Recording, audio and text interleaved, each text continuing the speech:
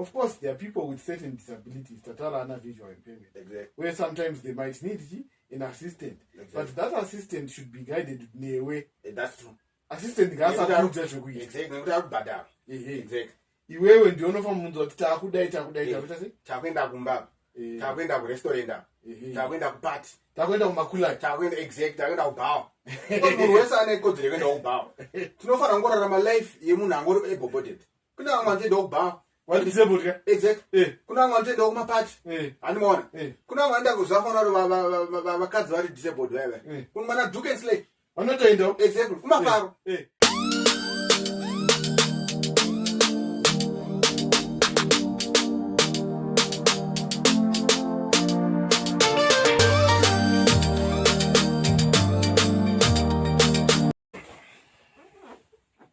Welcome to Empowered, a program where we talk about empowerment of persons with disabilities, not only here in Zimbabwe, but not only in Zimbabwe, but Africa as a whole.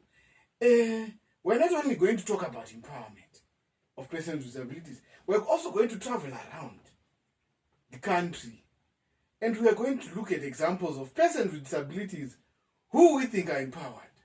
We're not only going to do that, but we're also going to talk about persons with disabilities who would like to be empowered.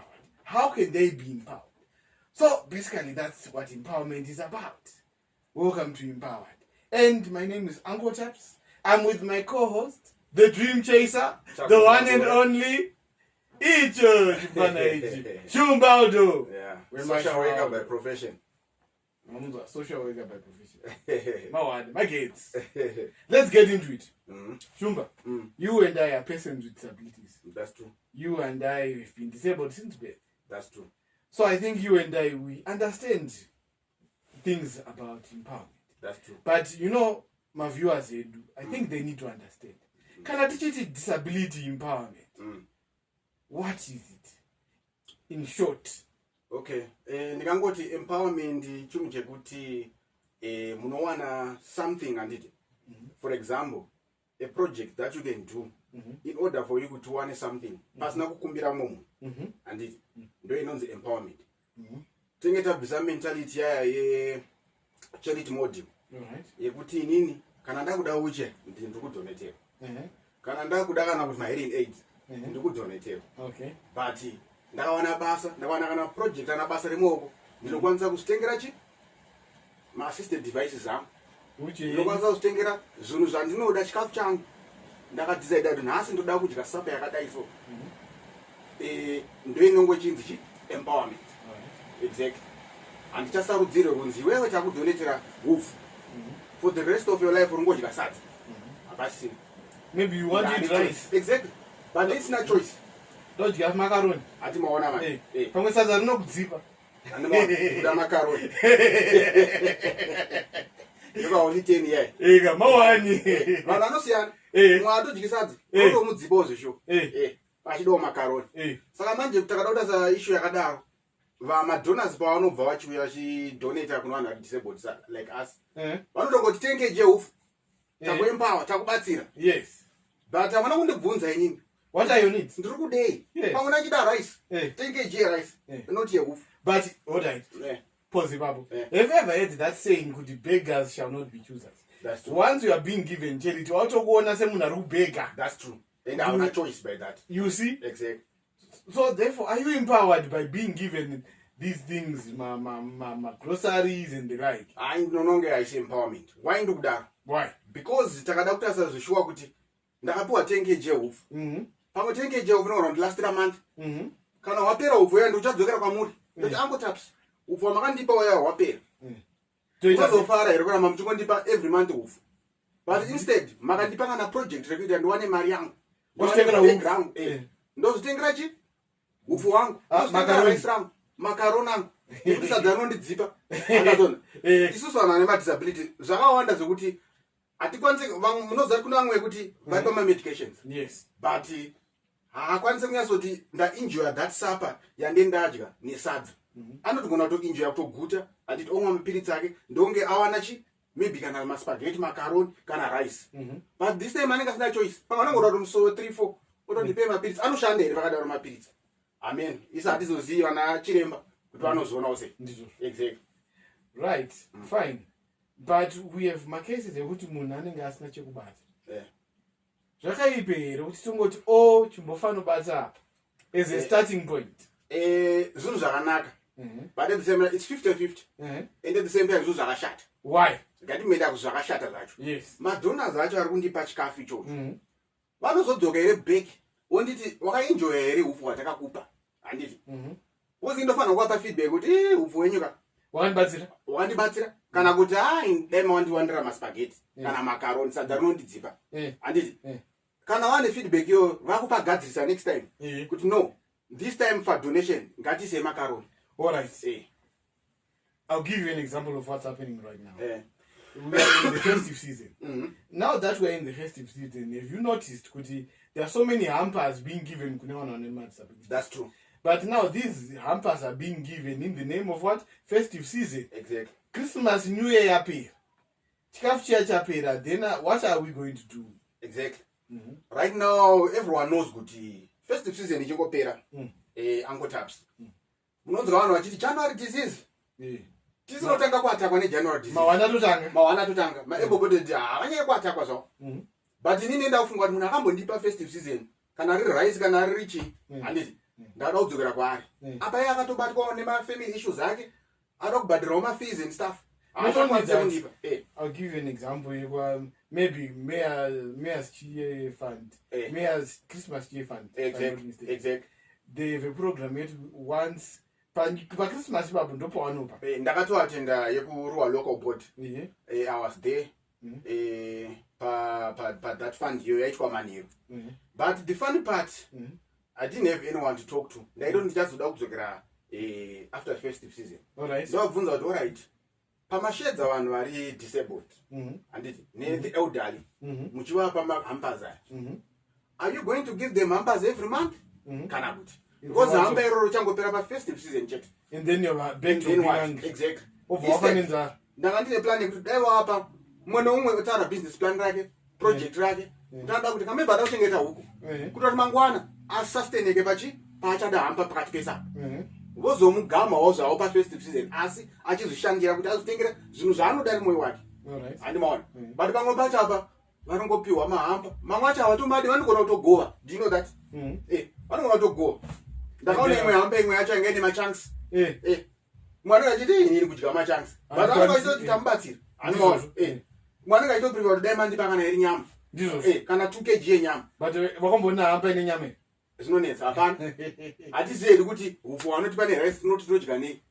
All right. Let's round off this issue. That we run. What are we saying about nyaya yemahampers aya? Nyaya yechikafu. Are we saying is it good? Is it bad? For me, hangu it's not good. It's bad. Why? Because hamba bari chapera ndichaita sei. So the issue here, hold on. Let me help you. The issue here is about sustainability. Exactly. Ashina sustainability mkati. That's true. Wapiwa nasi asimangwana unodzoka unechi? Unenzara. So what are we saying? If we happen to be able to reach out kune madonors, kana mwafunga kupa vanhu chikafu, wapay at least every month. Exactly. And those are they are committed. Kuti every month, and they are giving vanhu vari vulnerable mahampers aya. Because chikafu chinopera chokwadi ivo vacho madonors vanototengawo chikafu kumba kwavo. Ndizvozvo. But handifunge kuti chikafu chavo chinopedza gore rese. But munozwa chi? It will come back to that issue where they say subject to the availability of funds. Kana tine mari yacho tokwanisa kubatsirai asi kana tisina ameno zvinozoitika sei? Ipapo manje ndo pane problem. Because semafungira angu ini ndakandifungira kuti zviri nani handiti Uncle Taps. Pari kupa mahamba vanhu 20 handiti. Kana mari iyoyo vakaibatanidza ikakwanisa kuempower munhu through maprojects handiti vanhu 5 vabatsira. Ndizvozvo. Bit by bit. Handiti vachibatsira kuti this year tabatsira 5 hour next 5 hour next nekuti havachadzoke vachida mahamba aya. Ndizvozvo. Vakwanisa kuzvitengera zvavanoda. So are we saying the way forward is empowerment? Exactly. Through my projects. Exactly. But not every person with disability is an entrepreneur. That's true. What about education? Education inopinda papi panyaya dzeempowerment. Education yakanaka handiti. Yes, munhu anotodzidza masters yake, degree yake, diploma yake, whatever handiti. But the problem comes kuti pane two issues dzinenge dziripo. All right. Kunogona kushayikwa basa. Kunogona kuwanikwa basa. All right. Ndikanditanga nekuwanikwa basa. All right. Kuwanikwa basa munhu akaita sei? Before we even get there, let's talk about my schools. Are they accessible? Ndopanoda kupinda ipapo. Nekumabasa, there's a big problem. Before we basa unenge wachowana qualification. Chikoro chacho unokwanisa kuenda here semunhu ane urema. You know what? Ndafunga imwe nyaya yaitika ndeyekuti I've got a little sister of mine. Ari kutanga grade 1. All right. So mai vangu vandituma ndorobhadhira fees. All right. But kuchikoro kwemwana. Exactly. But vanga pane ma steps. So how did you manage? Ndakutodedzera kutoti kuna receptionist mari yangu yefees yemwana. Achakwanisa kupinda. So we don't know kuti pavanenge vachivaka infrastructure yavo vanombotifunga here kuti tinokwanisa kuzoya tichitengawo kana tokwanisa kuya tichibhadhirawo mafees. Handisi. They forget about us completely. Ndoma ndazotaura nemukuru wechikoro ndakati dai matigadzirochi ramp. Handimaona. Same applies muno muruwa pandogara kuWindsor Park. Pane shop iripo handiti. It's a factory shop. But find out kuti pane kasi bigger step rakadai. Handikwanisa kupurchase anything. But ndine right yekutoti ndoda kutengawo something. Ndine kamari kangu handiti. But havandifunge kuti pachaya munhu ane uche. So but I think padaitwa awareness campaign government yotibatsirawo kuti to penalize each and every infrastructure inoonekwa isina kana ramp. All right. Because tiri vanhu handiti we need those ramps. And more. Because accessibility, exactly. Let me help you. It's not only about that's true. What if I'm blind? Do I need a ramp? Exactly. And so yes. So we need to look at universal access. Exactly. That's true. Accessibility not a cater for exactly everyone despite my needs. That's true. Now the man that's the other issue pane ino Eden Hospital Muruwa. Ndakafara kuti lift yawo yakaita kupindwa nebraille like. All right. Sekuti munhu ari blind anogona kutofeel out kuti no ndapanda ku first floor. All right. Second floor. Exactly. Inaccessible. All right. Munhu ari blind anogona kutozvati kukwanisa kuti no ndadzidende ku second floor. Otoenda. Obuda mu second floor zani. Those are digitized. Right, but we're talking about empowerment. Let's now link accessibility to education. Right. What can be done muzvikoro so that education is meaningful? Azvirewe chinhu kuti pane zvikoro, but zvikoro zvacho hazvikwanisa kuita sei to cater for these children with special needs, children with disabilities. Because remember, tati isusu, one of the best way to empower people is through educating them. That's true. Saka zvoitwa sei, what can we do to make these schools more accessible? That's true. Pane ndo vanambotaura kuti paruda campaign awareness iri serious. Tichibatsirwa negovernment. Chikoro chega whether it's a special school or whether it's not. Because pane mumwe mubereki anoti ine mwana wangu toda kuti adzidziwo kana pasiri pa special school. Panofanira kunge pari accessible holistically kuti pari accessible zvese whether ari blind whether ari deaf and they need to introduce that. All right. But nyaya yekuti I think issue yacho hapasi kunyatsoitwa that campaign awareness iri that serious. Animaona because takada kufaina vanhu they'll become serious about it. Ndo andauya futi kana pa issue yekuti maybe ndakubuda hangu out of track I don't know. Yekuti pa parking yepa TM Pick and Pay unoona munhu chayakapaka pakanzi disabled parking. Umubvunza kuti akaenda ku VIT here ari kufungei. Animaona nekuti vanhu vakagadzira kuti disabled parking vari kutoziva kuti achibuda there are people like that who need that parking. Exactly. So I don't know kuti they need to be educated here again because ku VIT vakato educate go down. They know. Exactly. Kuti apapakwa. But they don't give. Exactly. Kune dzimwe nyika vanotofainwa. Ndenge tori ticket. Kuti wewe uri disabled here wapaka. But muno muZimbabwe they don't care. Do you know what you are saying reminds me of an incident that I once had. Ndakaenda ku airport. There's a relative of mine andakanoita sei ndakanoita ndinotambira iburuka ndege. All right. Inini ndindaita sei ndasvika pa airport pa pandapaka pa disabled parking zvakanaka vandanotambira hama yangu 30 minutes later I was back on my vehicle and guess what I found it clamped. Yet I'm disabled. What does that I mean? Do not make a sense. Does make a sense.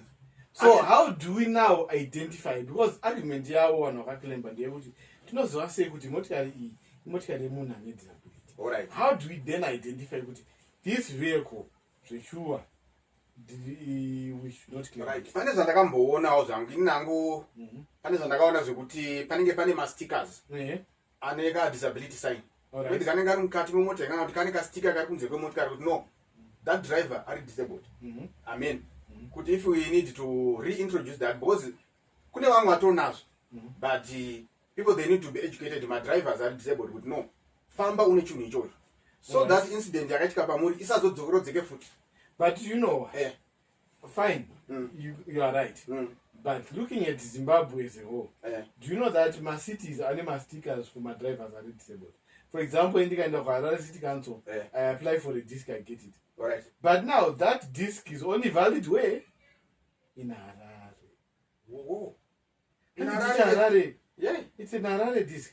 yeah If you get it in Blawa, it's a Blawayo disc. eh So what am I saying? I'm saying maybe we need to develop my discs and Oshanda throughout the country that's true that may be issued by Ministry of Transport. Exactly. Chinenge chine watermark or something to write that this is an official disc. exactly Achingori chipepa changoprintwa nemunhu exactly because ipapo tikangoti munhu ngaangoisawo chipepa chine sign yedisability or wheelchair whatever. exactly Munhu ari able but it can simply do that. exactly and there's no bad my drivers in terms of pamatoll gates paya Yes. because pandakaverenga disability policy Eh? zvainzi madrivers are disabled haabhadhari chi toll gate fee Ndizvo. I don't know kuti zviri kushanda kana kuti hazvisi kushanda I don't know zvangu Ndizvo.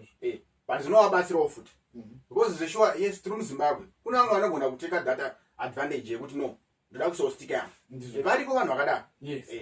but now they need to introduce something samafutaura chine watermark no munhu driver uyu atori recognize as a disabled driver Yes. Eh. Something that is issued by government. exactly Of course, we are talking about empowerment. that's true But now we're looking at it from many issues. exactly Let's get back to on track. Empowerment through employment. How can we empower persons with disabilities through employment? Right.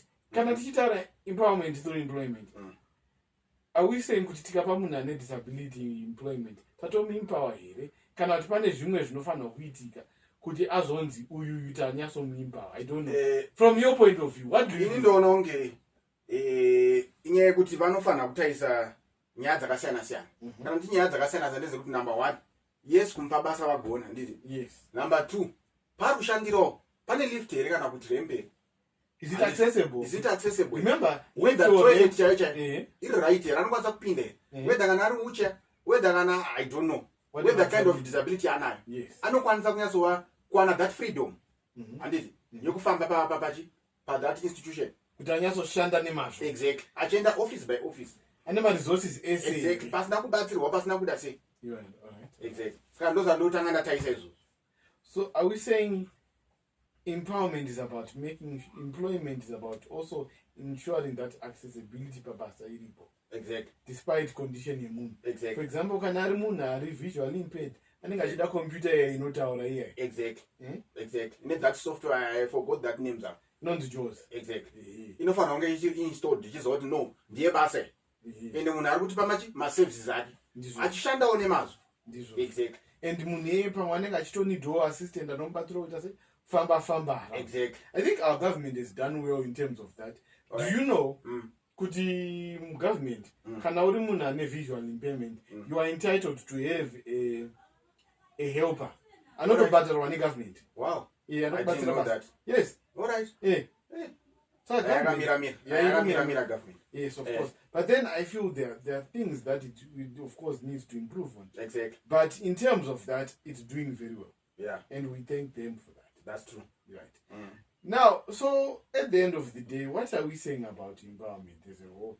Empowerment, I don't know, from my own perspective, it's the ability of making your own decisions exactly without you being told, die or die. exactly Number one. Number two, empowerment is being able to do your own thing by yourself I agree without being helped to do it.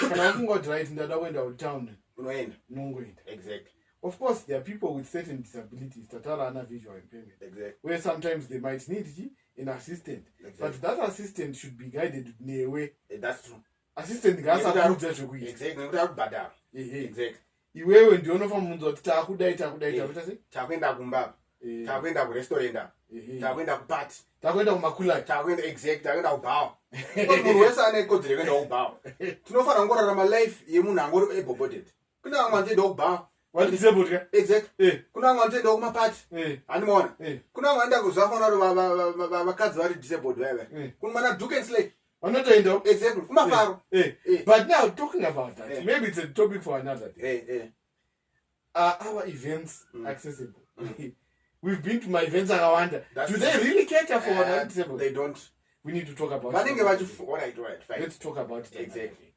but as a whole I think we have really talked about empowerment exactly empowerment number 1 being able to make your own decisions exactly 2 do your own thing exactly basically that's what it is exactly right takatarisa government yedu are you aware that we now have a new disability act right. It's called Persons with Disabilities Act of 2025 I didn't know we now have a new act wow so that's one thing that we want to go and study then we come back we're going to talk about it that's true that act I think is one of the tools that our government is using to empower persons with disabilities that's true that act is very well done that's true. Very well written ndaida kutaurawo there's a thing chatatakangana kuti empowerment yacho ngaitangire kumafamilies edu yes handiti kuti no mwana wangu uyu handiti musikana whether musikana uri mukomana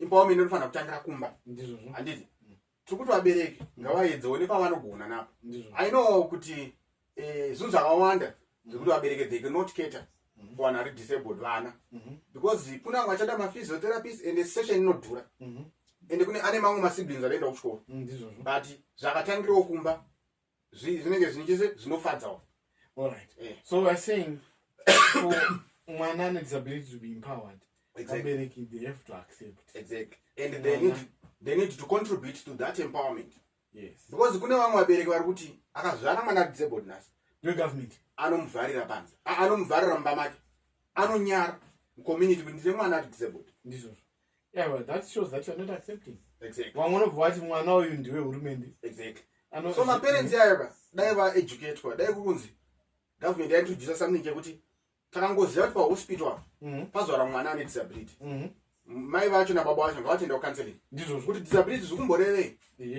hazvinyadzise handiti chipo chamwari chabva kuna mwari ndizvozvo takangofanana it's a human being exactly anokwanisa kutoita zvinongoitwa nemuable-bodied ndizvozvo exactly sport variko vanotambawo sport madoctors ariko ari disabled ndizvozvo malawyer maengineer ndizvozvo vatoriko but kuti vanhu vasvike papoint yekuti engineer nalawyer nani through empowerment yes zvachitaura exactly but makasamempower achata useless in the community and it doesn't make sense so at the end of the day we need to create opportunities that's true anyway what are your concluding remarks on this I think empowerment ndinongoti chinhu chekuti takapa munhu project handiti takapa munhu basa rekuti anoita machoices ake aari kuda ndoda kudya sadza here handitoda sadza here ndoda makaroni here handiti nekuda kwokuti anenge aempower through maprojects through basa raakawana through education yekuti akadzidza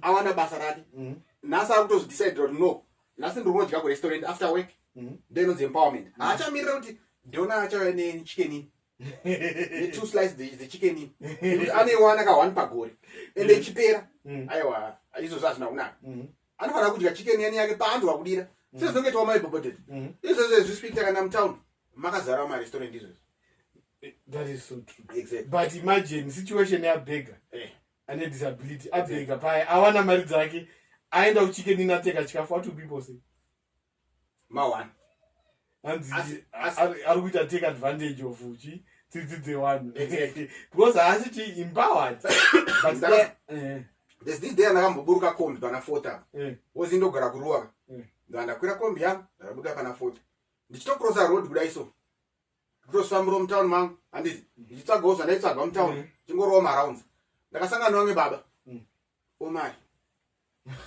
ndakatanga ndazvitaisa so kuti asi ndiri kundisatsitse ndakangofanana vangu mari vandipire nakuti alright thank you but hazvina kundiitira zvakanaka ndakangoenda ndiri maquestion marks kuti naimwari chiko chiri kuitika pandiri Mm. ndiri kuita kunge benzi here riri kubhega mutauni here wozinda izvifambira mumurodi saka ndozati kutaura kuti vanhu vanofanira kuva nementality yakuti vanofanira kuona munhu ari disabled like able bodied person, but munhu ari disabled ane zvimwewo zvasingagonawo zvinogonwa able bodied handiti, but brain anadzo. So ndopa kuita problem. What are we saying? I think this discussion we need to do a part 2. That's true. Yes. Part 1 ngatiwirira neshumba kuti let's end here. Empowerment is about being able to do what? Everything that you want on your own and to make choices on your own. Exactly. Kana uri kubatsirwa and also mirai pane ma resources akakwana ekuti iwewe uzviitire zvinhu zvako paunenge uchidira. Pakangoshakwa ma resources yayo, that's not empowerment. Viewers, you've heard it for yourself. I hope you've learned 1 or 2 things about empowerment. Thank you for watching. See you on the next episode. I've been your favorite uncle Taps, Dream Chaser. Mawan. Bye bye.